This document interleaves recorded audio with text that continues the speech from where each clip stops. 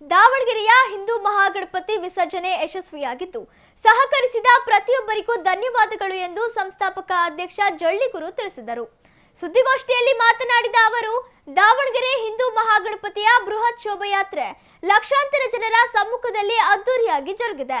DJ ಇಲ್ಲದಿದ್ದರೂ ಶೋಭಾಯಾತ್ರೆಗೆ ಹಳ್ಳಿಗಳಿಂದ ಹೊರ ಜಿಲ್ಲೆಗಳಿಂದ ಲಕ್ಷಾಂತರ ಜನ ಹಿಂದೂಗಳು ಭಾಗಿಯಾಗಿದ್ದು ಸರ್ಕಾರಕ್ಕೆ ಹಾಗೂ ಜಿಲ್ಲಾಡಳಿತಕ್ಕೆ ಸಂದೇಶ ನೀಡಿದಂತಾಗಿದೆ ಎಂದರು. ಮುಖಂಡ ಶ್ರೀನಿವಾಸ್ ದಾಸ್ ಕರಿಯಪ್ಪ ಮಾತನಾಡಿ, ಶೋಭಾಯಾತ್ರೆ ಯಶಸ್ವಿಯಾಗಿದೆ. ಜಿಲ್ಲೆಯ ಪ್ರತಿಯೊಬ್ಬರು ಸ್ವಯಂ ಪ್ರೇರಿತವಾಗಿ ಶೋಭಾಯಾತ್ರೆಯಲ್ಲಿ ಭಾಗವಹಿಸಿ ಯಶಸ್ವಿ ಮಾಡಿದ್ದಾರೆ.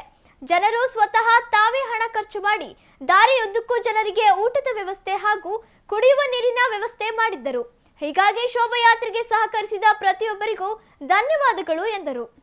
ಬೃಹತ್ ಶೋಭಾಯಾತ್ರೆಗೆ ಜಿಲ್ಲಾಡಳಿತ ಮತ್ತು ಪೊಲೀಸ್ ಇಲಾಖೆ ಡಿಜೆಗೆ ಅನುಮತಿ ನೀಡದಿದ್ದರೂ ಸಹ ಎಲ್ಲ ಹಿಂದೂ ಬಾಂಧವರು ಎದೆಗುಂದದೆ ಭಾಗವಹಿಸಿ ಈ ಕಾರ್ಯಕ್ರಮ ಯಶಸ್ವಿ ಮಾಡುವುದರೊಂದಿಗೆ ಜಿಲ್ಲಾಡಳಿತಕ್ಕೆ ಎಚ್ಚರಿಕೆ ಗಂಟೆ ತೋರಿಸಿದ್ದೀರಿ. ಅದೇ ರೀತಿ ಹಿಂದೂ ಮಹಾಗಣಪತಿಯ ಅಧ್ಯಕ್ಷರು ಹಾಗೂ ಸದಸ್ಯರು ಕಮಿಟಿಯ ಪರವಾಗಿ ಹೃದಯಪೂರ್ವಕ ಅಭಿನಂದನೆಗಳನ್ನು ಜಿಲ್ಲೆಯ ಹಿಂದೂ ಬಾಂಧವರಿಗೆ ಅಭಿನಂದನೆಗಳನ್ನು ಸಲ್ಲಿಸ್ತೀನಿ. ಇದೇ ರೀತಿ ಮುಂದಿನ ದಿನಗಳಲ್ಲಿ ಹಿಂದೂಗಳು ಶಕ್ತಿ ಏನೆಂಬುದು ದಾವಣಗೆರೆ ಜಿಲ್ಲೆ ಜನತೆಗೆ ಜಿಲ್ಲಾಡಳಿತಕ್ಕೆ ಈಗಾಗಲೇ ಗೊತ್ತಾಗಿದೆ.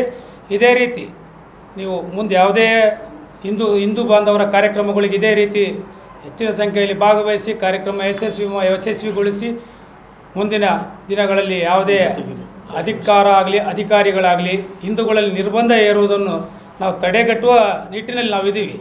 ಹಿಂದುತ್ವದ ಪರವಾಗಿ ನಾವು ಯಾವತ್ತೂ ನಿಂತುಕೊಳ್ತೀವಿ, ಹಿಂದೂಗಳ ಪರವಾಗಿ ನಾನು ನಿಂತುಕೊಳ್ತೀನಿ ಅಂತ ಹೇಳಿ ಎಲ್ಲರಿಗೂ ಹೃದಯಪೂರ್ವಕ ಧನ್ಯವಾದಗಳನ್ನು ನಡೆಸ್ತೀನಿ.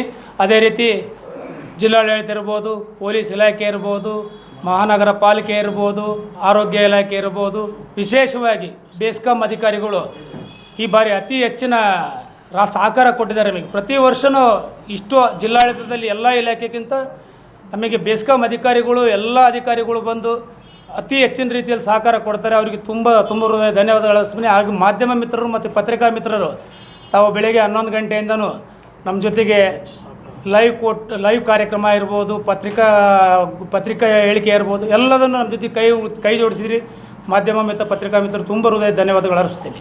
ಅವರ ನೇತೃತ್ವದಲ್ಲಿ 8ನೇ ವರ್ಷದ ಗಣಪತಿ ಹಬ್ಬವನ್ನು ಆಚರಣೆ ಮಾಡಿದ್ವಿ. ಇವತ್ತು ಶೋಭಾಯಾತ್ರೆಯಲ್ಲಿ ಪ್ರತ್ಯುತ್ತರವಾಗಿ ಹಿಂದೂ ಧರ್ಮದ ಜನತೆ ಕೊಟ್ಟಿದ್ದಾರೆ.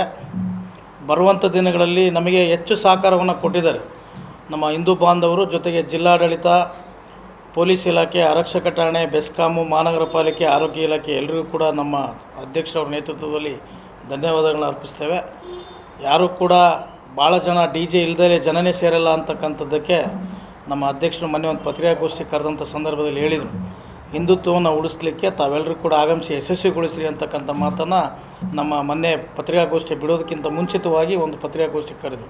ಆ ಒಂದು ಮಾತಿನ ಹಿನ್ನೆಲೆಯಲ್ಲಿ ಎಲ್ಲರೂ ಕೂಡ ಬದ್ಧವಾಗಿ ಧರ್ಮವನ್ನು ಉಳಿಸುವಂಥ ಕಾರ್ಯಕ್ರಮಗಳಲ್ಲಿ ಪಾಲ್ಗೊಂಡು ಸುಮಾರು 2.5ರಿಂದ 3 ಲಕ್ಷ ಜನಸಂಖ್ಯೆ ಸೇರಿರ್ತಕ್ಕಂಥ ಒಂದು ಜನತೆ ಶೋಭಾಯಾತ್ರೆ ನಡೆಯಿತು.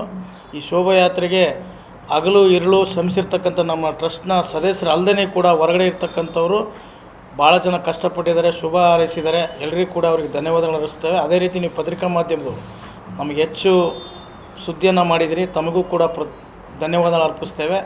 ಮುಂದೆ ನಾನು ಇಷ್ಟೇ ಕೇಳ್ಕೊಳ್ಳೋದು, ಜಿಲ್ಲಾಡಳಿತ, SP, ಪೊಲೀಸ್ ಇಲಾಖೆಗೆ ಡಿಜೆ ಇಷ್ಟು ದಿನ ಕೊಟ್ಟರೂ ಕೂಡ ಯಾವುದೇ ಅನಾಹುತ ಆಗಿಲ್ಲ. 15-20 ವರ್ಷದಿಂದ ಡಿಜೆ ಕೊಟ್ಟರು ಯಾವುದೋ ಒಬ್ಬ ಅನಾಹುತ ಆಗಿಲ್ಲ. ದಯವಿಟ್ಟು ತಾವು ಇದನ್ನು ಹತ್ತಿಕ್ಕುವ ಕೆಲಸವನ್ನು ಮಾಡಬೇಡಿ. ಬರುವಂಥ ದಿನಗಳ ಮನವಿ ಮಾಡ್ಕೊಳ್ತೇನೆ ಪ್ರತಿಯೊಬ್ಬರಿಗೂ, ಜಿಲ್ಲಾಡಳಿತ ಆಗಿರ್ಬೋದು, ಪೊಲೀಸ್ ಇಲಾಖೆ ಇರ್ಬೋದು, ಮುಂದಿನ ದಿನಗಳಲ್ಲಿ ಡಿಜೆಯನ್ನು ದಯವಿಟ್ಟು ತಾವು ಎಲ್ರಿಗೂ, ಇದು ಬಾಲಗಂಗಾಧರ ತಿಲಕ್ ಅವರು ಏನು ಆಚರಣೆ ಮಾಡಬೇಕು ಅಂತೇಳಿ ಮುನ್ನೆಲೆಗೆ ತಂದಂಥ ಗಣಪತಿ ಹಬ್ಬ, ಇದು ಹಿಂದೂ ಬಾಂಧವ, ಇದು ಹಿಂದೂ ರಾಷ್ಟ್ರ, ಎಲ್ಲ ರೀತಿಯಲ್ಲಿರ್ತಕ್ಕಂಥ ಆಚರಣೆಯನ್ನು ಮಾಡ್ಕೊಳ್ತಾ ಬಂದಿದ್ದೀವಿ. ಇದು ವೈಶಿಷ್ಟ್ಯವಾಗಿರ್ತಕ್ಕಂಥ ಹಬ್ಬ. ಇದು ದಯವಿಟ್ಟು ಮುಂದಿನ ದಿನಗಳಲ್ಲಿ ಯಾರೂ ಕೂಡ ತಾವು ಮುಂದಿನ ಸಲ ಡಿಜೆ ಕೊಡಲ್ಲ ಅಂತ ಹೇಳ್ಬೇಡಿ. ಪ್ರತಿಯೊಂದು ಕಲಾ ತಂಡಕ್ಕೂ ಕೂಡ ಪ್ರೋತ್ಸಾಹ ಮಾಡಿದ್ದೀವಿ, ಮುಂದಿನ ದಿನಗಳಲ್ಲಿಯೂ ಮಾಡ್ತೀವಿ.